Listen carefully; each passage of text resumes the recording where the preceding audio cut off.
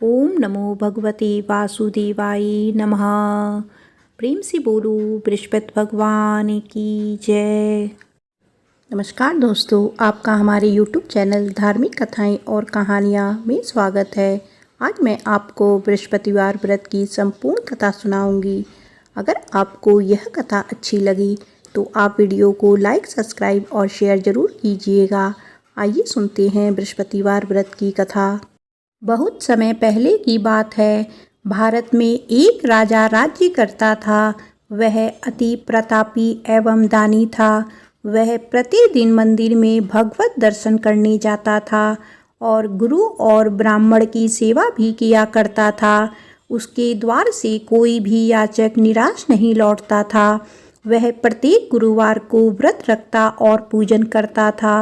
हर दिन गरीबों की मदद करता था, परंतु यह बातें उसकी रानी को पसंद नहीं थी। वह ना तो व्रत करती थी और ना किसी को एक भी पैसा दान के रूप में देती थी। वह राजा को भी ऐसा करने से रोकती थी। एक समय की बात है, जब राजा शिकार खेलने वन में गए। महल में सिर्फ रानी और दासी थी। उस समय गुरु बृहस्पति साधु का रूप धारण कर राजा के दरवाजे पर भिक्षा मांगने आए। साधु ने रानी से भिक्षा मांगी तो वह कहने लगी, हे साधु महाराज, मैं इस दान्य पुण्य से तंग आ गई हूँ।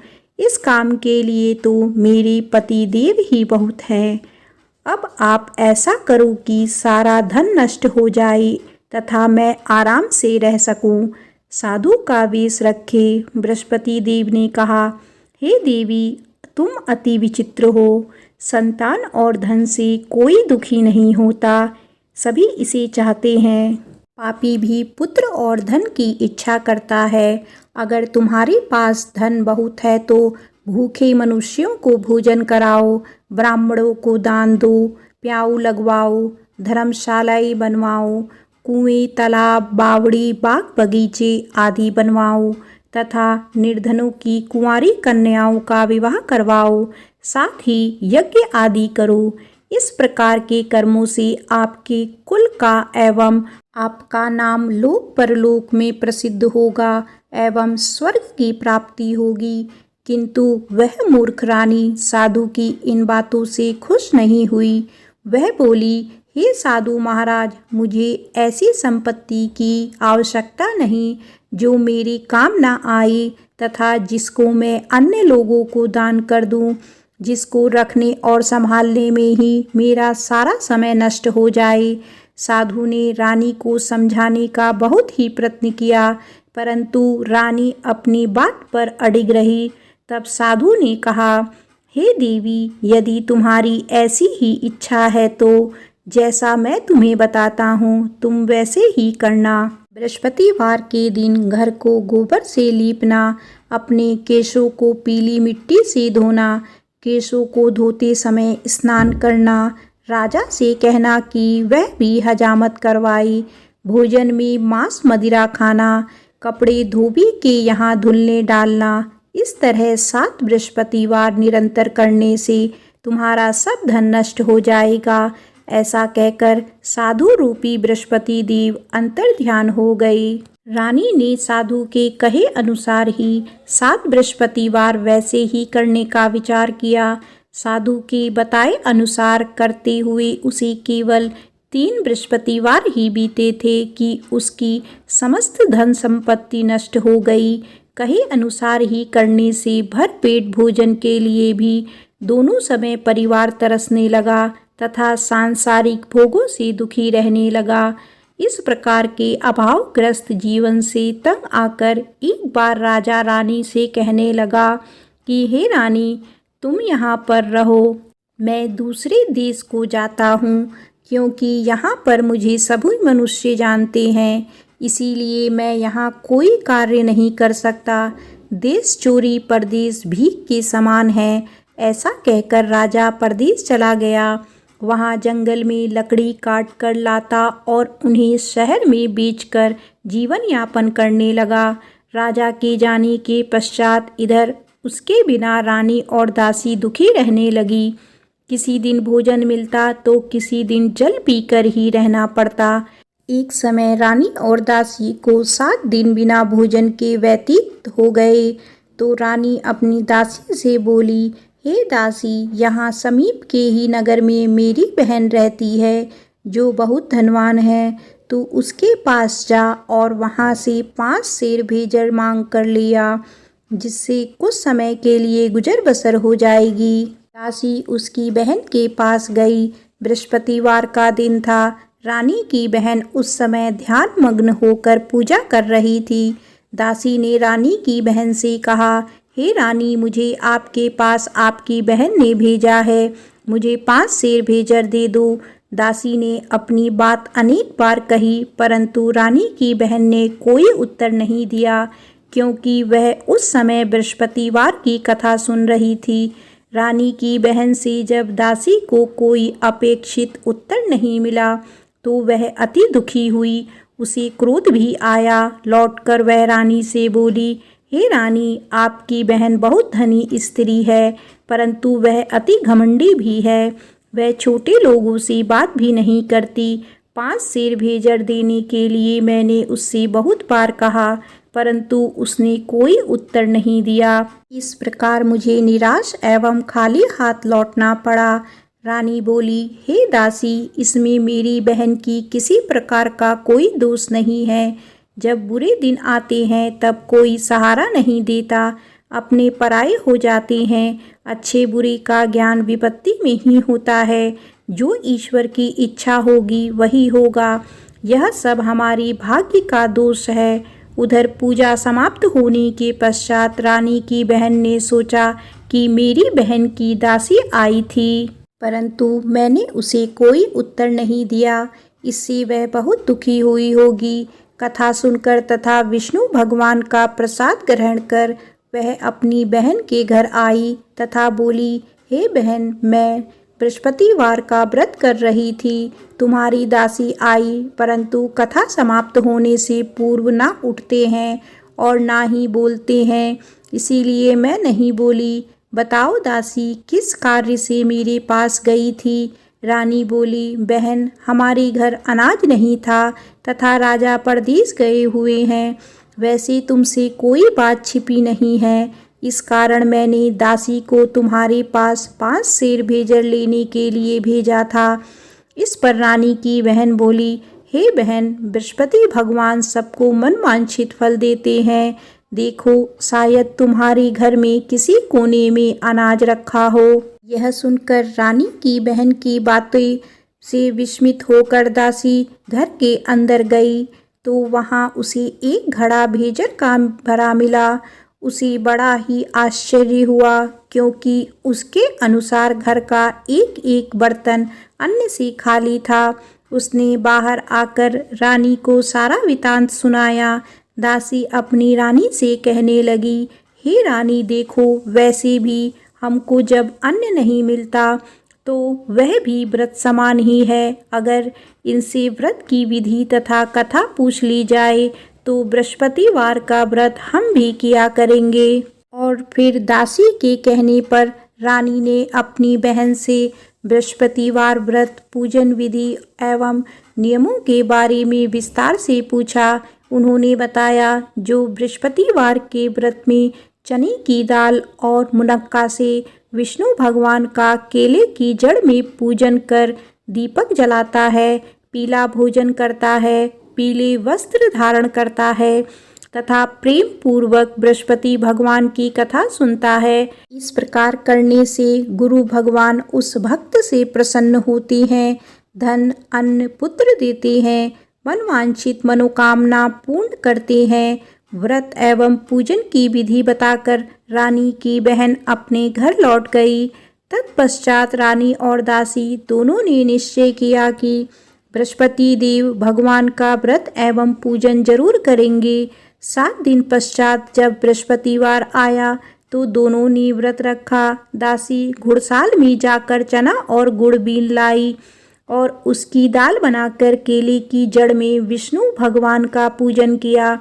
अब भोजन पीला कहाँ से आए, यह सोचकर दोनों बड़ी दुखी हुई। परंतु उन्होंने व्रत किया था, इसीलिए बृहस्पति भगवान उनसे प्रसन्न थे। एक साधारण व्यक्ति के रूप में वे 2 थालों में सुंदर पीला भोजन लेकर आए और दासी को देकर बोले, हे दासी, यह भोजन तुम्हारे और रानी के लिए है, तुम दोनों ही इसे ग्रहण करना।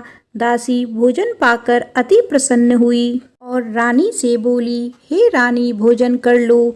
रानी को भोजन के विषय में कुछ पता नहीं था, इसीलिए वह दासी से बोली, जा तू ही भोजन कर, क्यों तू व्यर्थ में हमारी हंसी उड़ाती है।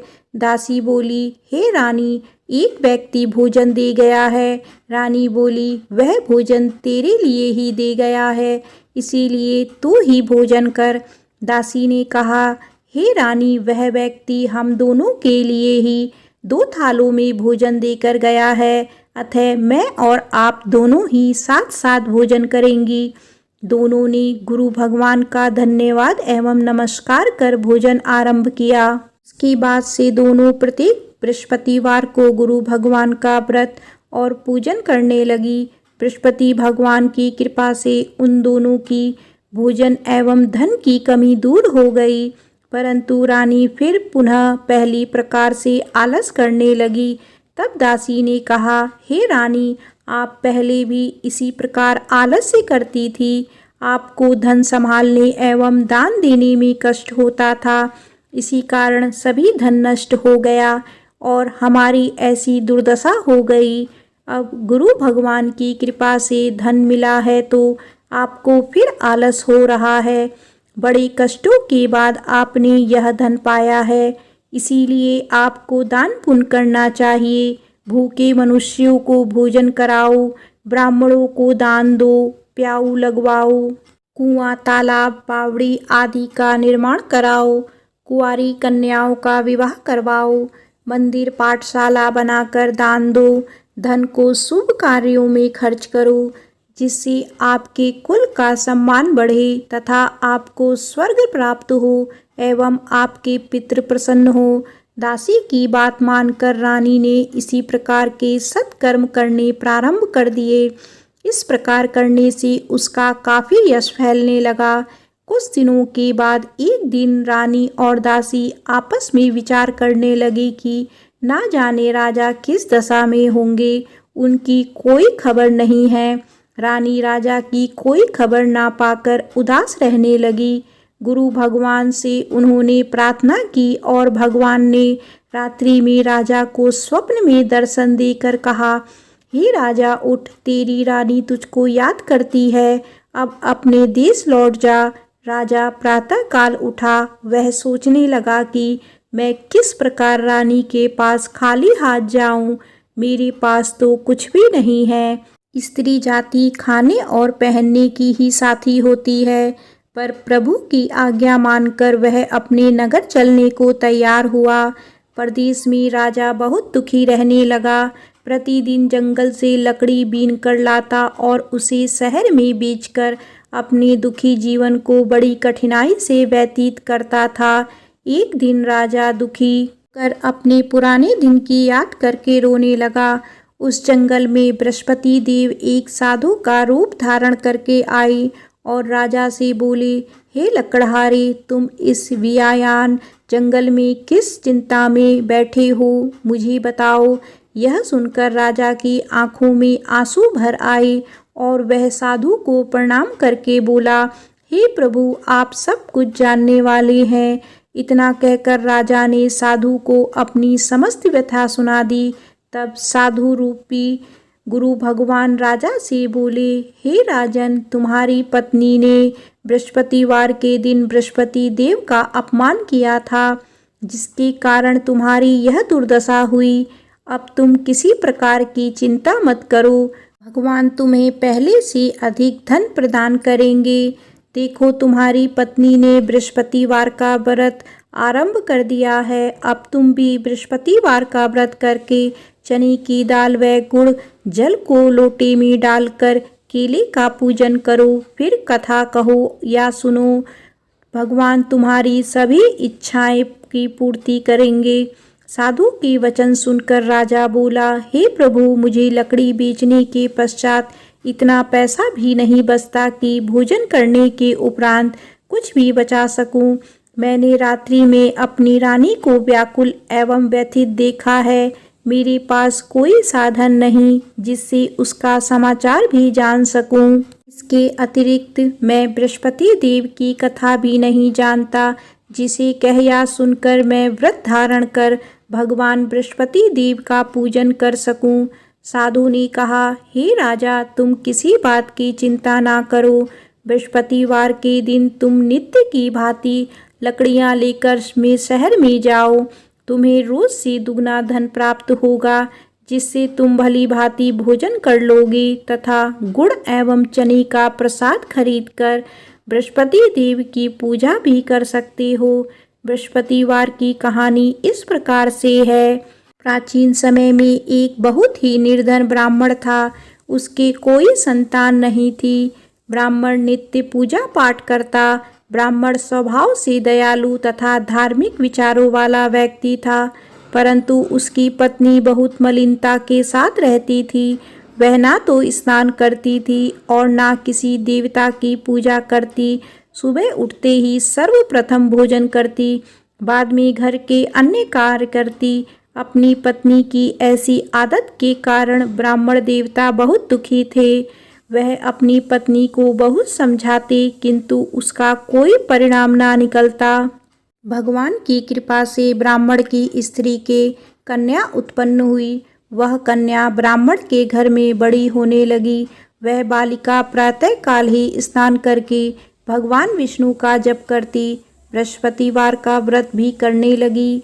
पूजा पाठ समाप्त कर पाठशाला जाती तो अपनी मुट्ठी में जौ भर कर ले जाती और पाठशाला जाने के रास्ते में डालती जाती। भगवान बृहस्पति की कृपा से वही जौ स्वर्ण के हो जाते थे, तो लौटते समय उनको बीनकर घर ले आती।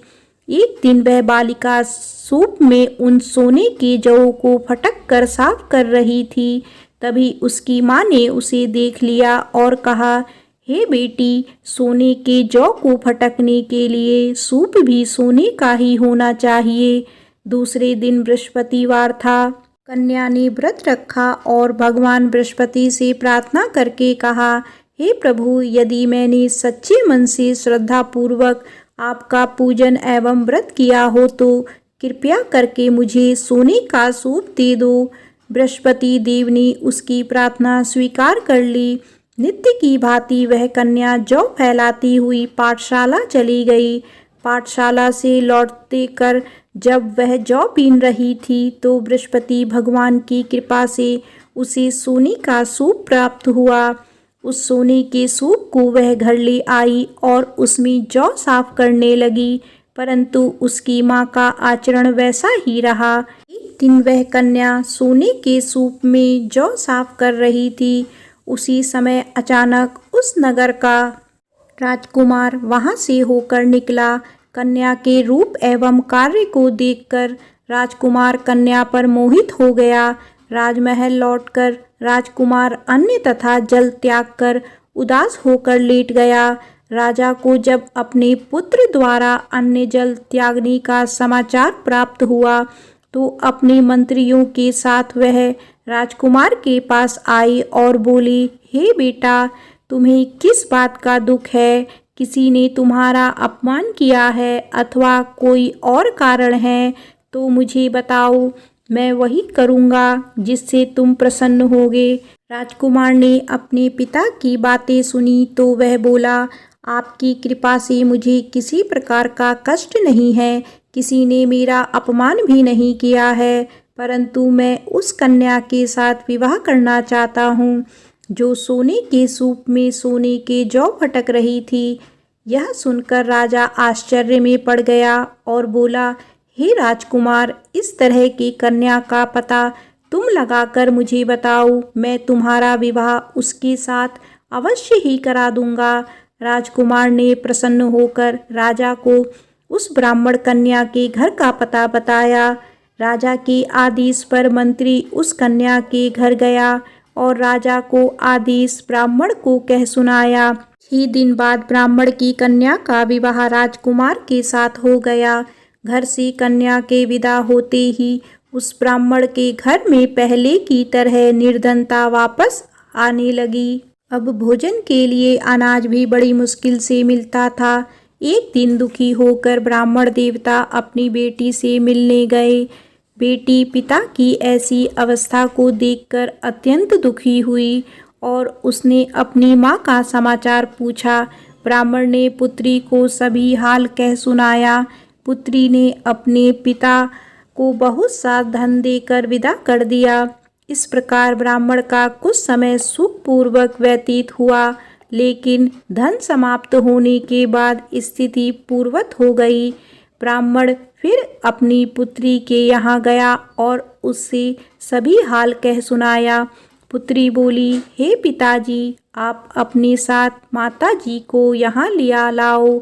मैं उन्हें वह विधि बता दूंगी जिससे दरिद्रता दूर हो जाएगी। ब्राह्मण देवता अपनी पत्नी को साथ लेकर अपनी पुत्री के पास राजमहल पहुँचे तो पुत्री अपनी माँ को समझाने लगी, हे माँ, तुम सुबह उठकर सर्वप्रथम स्नान आदि करके भगवान विष्णु का पूजन किया करो तो सब निर्धनता दूर हो जाएगी। तो उसकी माँ ने उसकी एक ना मानी। वह सुबह उठकर सर्वप्रथम अपनी पुत्री के घर में बचा जूठन खा लेती थी। एक दिन उसकी बेटी को अपनी माँ पर बहुत गुस्सा आया। उसने उस रात को कोठरी में खाने का सारा सामान निकालकर अपनी माँ को उसमें बंद कर दिया। प्रातः कोठरी से अपनी माँ को निकालकर तथा स्नान आदि कराकर पूजा पाठ करवाया तो उसकी माँ की बुद्धि ठीक हो गई। इसके बाद वह प्रतिदिन पूजा पाठ करती और प्रत्येक बृहस्पतिवार को व्रत भी रखने लगी। इस व्रत के प्रभाव से उसकी माँ भी अत्यंत धनवान तथा पुत्रीवती हो गई और बृहस्पति देवता की कृपा से वृद्धावस्था में मृत्यु को प्राप्त कर स्वर्ग को गई। वह ब्राह्मण भी सुखपूर्वक इस लोक का सुख भोग कर स्वर्ग को प्राप्त हुआ। इस प्रकार कहानी कहकर साधु देवता वहाँ से अंतर्ध्यान हो गए। धीरे धीरे 6 दिन का समय बीत गया तथा बृहस्पतिवार का दिन आ गया। लकड़हारा रूपी राजा जंगल से लकड़ी काटकर किसी शहर में बेचने गया। आज उसे और उस दिनों से अधिक धन मिला। राजा ने चना, गुड़ आदि लाकर भगवान विष्णु का पूजन किया तथा बृहस्पतिवार का व्रत किया। उस दिन से उसके सभी कष्ट दूर हो गए, परंतु अगले बृहस्पतिवार को वह व्रत करना भूल गया। इसी कारण बृहस्पति भगवान उससे रुष्ट हो गए। उस दिन उस नगर के राजा ने विशाल यज्ञ का आयोजन किया तथा अपने समस्त राज्य में घोषणा करवा दी कि कोई भी मनुष्य अपने घर में भोजन ना बनाए और आग भी ना जलाए। सब लोग मेरे यहाँ भोजन करने आए। इस आज्ञा को जो नहीं मानेगा उसको सूली पर लटका दिया जाएगा। राजा की आज्ञानुसार राज्य के सभी निवासी राजा के भोज में सम्मिलित होने गए, परंतु लकड़हारा कुछ विलंब से पहुंचा। इसीलिए राजा उसको भोजन कराने अपने साथ महल में ले गए। जब राजा लकड़हारे को भोजन करा रहे थे तो रानी की दृष्टि उस खूंटी पर पड़ी जिस पर उसका नौलखा हार लटका हुआ था। उसे खूंटी पर हार लटका दिखाई नहीं दिया। रानी को निश्चय हो गया कि मेरा हार इस लकड़हारे ने चुरा लिया है। उसी समय रानी की जिद पर राजा ने सैनिक बुलवाकर लकड़हारे को जेल में डलवा दिया। जेल खाने में बंद वह लकड़हारा बहुत दुखी होकर विचार करने लगा कि ना जाने कौन सी पूर्व जन्म के कुकर्म से मुझे यह दुख प्राप्त हुआ है। जेल में बंद लकड़हारा भगवान बृहस्पति को याद करने लगा। तत्काल बृहस्पति देव साधु के रूप में प्रकट हो गए और उसकी दशा देखकर कहने लगे, अरे मूर्ख, तूने बृहस्पतिवार को बृहस्पति देव की कथा एवं व्रत करना भूल गया। इसी कारण तुझे यह दुख प्राप्त हुआ है। अब किसी प्रकार की चिंता मत कर। बृहस्पतिवार के दिन जेल खाने के दरवाजे पर तुझे 50 पैसे पड़े मिलेंगे। तुम उन पैसों से प्रसाद मंगाना, भगवान बृहस्पति का पूजन एवं कथा कहना, कथा का प्रसाद स्वयं भी ग्रहण करना तथा दूसरों को भी कराना। इस प्रकार करने से तुम्हारे सभी कष्ट दूर हो जाएंगे। अगले बृहस्पतिवार राजा को जेल के दरवाजे पर पैसे मिले। राजा ने पूजा का सामान मंगवाकर कथा कही और प्रसाद बांटा। उसी रात बृहस्पति देव ने उस नगर के राजा को सपने में दर्शन देकर कहा, हे राजा, तूने जिस आदमी को जेल खाने में बंद कर रखा है वह निर्दोष है, वह राजा है, उसे छोड़ दो। रानी का नौलखा हार उसी खूंटी पर लटका हुआ है। अगर तू ऐसा नहीं करेगा तो मैं तेरी राज्य को नष्ट कर दूंगा। राजा सुबह उठा और खूंटी पर हार लटका देखकर लकड़हारे को बुलाकर उससे क्षमा याचना की तथा राजा के योग्य सुंदर वस्त्र आभूषण भेंट करके उसे विदा किया। बृहस्पति देव की आज्ञानुसार राजा अपने नगर को चल दिया। जब वह नगर के निकट पहुंचा तो उसे बहुत आश्चर्य हुआ। वहां पहले से अधिक तालाब, बाग और कुएं तथा बहुत सी धर्मशालाएं, मंदिर आदि बने हुए थे। राजा ने जब नगरवासियों से पूछा कि यह बाग, तालाब, धर्मशालाएं एवं कुएं किसके द्वारा बनाए गए हैं, तब नगर के सब लोग कहने लगे कि यह सब रानी और दासी द्वारा बनाए गए हैं। राजा को बहुत आश्चर्य हुआ और क्रोध भी आया। जब रानी ने यह खबर सुनी कि राजा आ रहे हैं तो उसने दासी से कहा, हे दासी, देख, राजा हमें अति दीन अवस्था में छोड़ गए थे। वह हमारी ऐसी हालत देखकर कहीं द्वार से ही ना लौट जाएं, इसीलिए तू द्वार पर खड़ी हो जा। रानी की आज्ञानुसार दासी दरवाजे पर खड़ी हो गई। जब राजा आई तो उन्हें अपने साथ महल में लिवा लाई। तब राजा ने क्रोध करके अपनी तलवार निकाली तथा रानी से पूछा, बताओ, धन तुम्हें कैसे मिला, किस प्रकार प्राप्त हुआ? तब रानी ने कहा कि हमें यह सब धन बृहस्पति देव के व्रत के प्रभाव से प्राप्त हुआ है।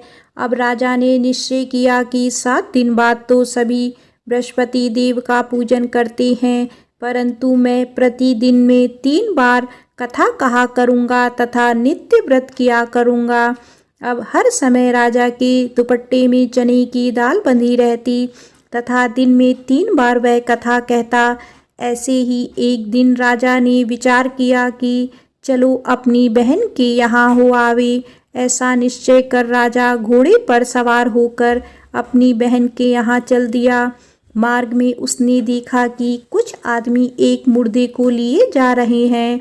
उन्हें रोककर वह कहने लगा कि अरे भाई, कुछ देर मेरी बृहस्पतिवार की कथा सुन लो। वे बोले, लो, हमारा आदमी मर गया है, इसको अपनी कथा की पड़ी है। परंतु कुछ आदमी बोले, अच्छा कहो, हम तुम्हारी कथा भी सुनेंगे। राजा ने दाल निकाली और कथा कहनी शुरू कर दी। जब कथा आधी हो गई तो मुर्दा हिलने लगा और जब कथा समाप्त हुई तो राम राम करके वह मुर्दा खड़ा हो गया। राजा आगे चला। उसे चलते चलते शाम हो गई। आगे मार्ग में उसे एक किसान खेत में हल चलाता मिला। राजा उससे बोला, अरे भैया, तुम मेरी बृहस्पतिवार की कथा सुन लो। किसान बोला, जब तक मैं तेरी कथा सुनूंगा तब तक 4 हरैया जोत लूँगा। जाओ भैया, तुम अपनी कथा किसी और को सुनाना। राजा आगे चलने लगा। राजा के हटते ही किसान के बैल पछाड़ खाकर गिर गए और किसान के पेट में बहुत तेज दर्द होने लगा। उसी समय किसान की माँ रोटी लेकर आई। उसने जब यह देखा तो अपने पुत्र से सब हाल पूछा। बेटे ने सारा हाल बता दिया। किसान की माँ दौड़ी दौड़ी घोड़े पर सवार राजा के पास गई और उससे बोली, मैं तेरी कथा सुनूंगी, तू अपनी कथा मेरे खेत पर ही चलकर कहना। राजा ने लौटकर किसान के खेत पर जाकर कथा कही। जिसे सुनते ही बैल खड़े हो गए और किसान के पेट का दर्द भी बंद हो गया। आगे चलकर राजा अपनी बहन के घर पहुंच गया। बहन ने भाई की खूब आवभगत की। दूसरे दिन सुबह राजा जागा तो उसने देखा कि सब लोग भोजन कर रहे हैं। राजा ने अपनी बहन से पूछा कि यहाँ कोई ऐसा मनुष्य है जिसने भोजन नहीं किया हो और जो मेरी बृहस्पतिवार की कथा का श्रवण कर ले। तो बहन बोली, हे भैया, यह देश ऐसा ही है। यहाँ के लोग पहले भोजन करते हैं, बाद में कोई अन्य काम करते हैं। अगर पड़ोस में हो कोई तो देख आती हूँ। ऐसा कहकर बहन चली गई, परंतु उसे कोई भी ऐसा व्यक्ति नहीं मिला जिसने भोजन ना किया हो। वह एक कुम्हार के घर गई जिसका लड़का बीमार था। उसे यह भी पता चला कि उसके यहाँ 3 दिन से किसी ने भोजन नहीं किया है। राजा की बहन ने अपने भाई की कथा सुनने के लिए कुम्हार से आग्रह किया तो वह तैयार हो गया। राजा ने जाकर बृहस्पतिवार की कथा कही, जिसको सुनकर कुम्हार का लड़का ठीक हो गया। अब तो राजा की हर जगह प्रशंसा होने लगी। कुछ दिन बाद एक दिन राजा ने अपनी बहन से कहा, हे बहन, मैं अपने घर जाऊंगा, तुम भी तैयार हो जाओ। राजा की बहन ने अपनी सास से अपने भाई के साथ जाने की आज्ञा मांगी। सास बोली, चली जा, परंतु अपने लड़कों को यहीं छोड़ जाना, क्योंकि तेरे भाई के कोई संतान नहीं होती है। बहन ने भाई से कहा, हे भैया, मैं तो चलूंगी, परंतु कोई बालक नहीं जाएगा। राजा ने कहा, जब कोई बालक साथ नहीं चलेगा तब तुम ही क्या करोगी। दुखी मन से राजा अपने नगर को लौट आया। राजा अपनी रानी से बोला, हम निर्वंशी राजा हैं, हमारा मुँह देखने का भी धर्म नहीं है। वह उदास होकर बिना भोजन किए शैया पर लेट गया। रानी बोली, हे प्रभु, भगवान बृहस्पति ने हमें सब कुछ दिया है, वे हमें संतान भी अवश्य देंगे। उसी रात बृहस्पति देव ने राजा को स्वप्न में दर्शन देकर कहा, हे राजा, उठ, सभी सोच को त्याग दे, तेरी रानी गर्भवती है। राजा को यह जानकर अति प्रसन्नता हुई। 9वें महीने में रानी के गर्भ से एक सुंदर पुत्र रूपी रत्न पैदा हुआ। तब राजा बोला, हे रानी, स्त्री बिना भोजन के रह सकती है, परंतु बिना कहे नहीं रह सकती। जब मेरी बहन आए तो तुम उससे कुछ मत कहना। रानी ने हाँ कर दी। जब राजा की बहन ने यह शुभ समाचार सुना तो वह अति प्रसन्न हुई तथा बधाई लेकर अपने भाई के यहाँ आई। तभी रानी ने कहा, घोड़ा चढ़कर नहीं आई, गधा चढ़ी आई। राजा की बहन बोली, भाभी, मैं इस प्रकार ना कहती तो तुम्हें औलाद कैसे मिलती। भगवान बृहस्पति ऐसे ही हैं, जैसे जिसके मन में कामनाएं हैं सभी को पूर्ण कर मनवांछित फल देते हैं।